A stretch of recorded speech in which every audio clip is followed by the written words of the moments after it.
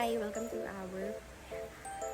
Ayan. So, dito sa warehouse na to is more on pedestals dun sa ano na yun, part na yun. And then dito, mga wardrobe cabinets. Yan namin wardrobe cabinets. Tara, dito yung sample. Sumin mo. So, ito yung isa sa mga gusto ko ng wardrobe cabinets. Look. Diba? Salamin. Yan. So, pag titingnan nyo, napakalaki ng ay, shop. Malaki yan. Yan. Yung lagayan. And then,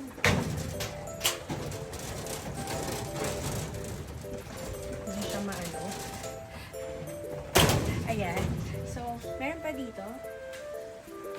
Parang mga wardrobe cabinets actually dito. Ayan. So, sa mga purple lover dyan, mga BTS fans, ayan. Diba? Meron na rin. Tada! Pwede natin ilagay dito yung mga monies, jewelries. Ito yung mga pang solo. Pwede sa condo. Yan. Mga solo sa buhay, sa week. Charot. And then, ayan o. Maliit lang yung sabitan ng mga damit. Pwede dito, then dito. Tapos, may salamin pa. Let's go here from our... Ayan. So, ilagay ko yung ating jacket. Meron ding, ayan. Mga pera, ayan, sa cabinets. Yan, may lock. Ito sa isang mga gusto ko din. Then, may mga lagayan, anything, socks, underwears. Dito din. Diba? Yung sabitan. Ito, pwede na to pang couple. Ayan.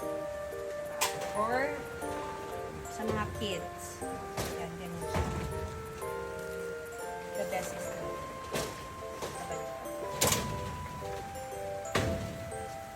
ayan. So, yan lang. Dito rin, may purple.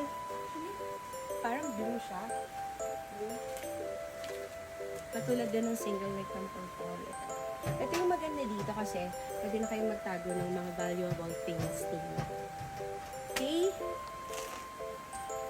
Another warehouse tour. O, ayan na. Tinuro ko na kayo. See you!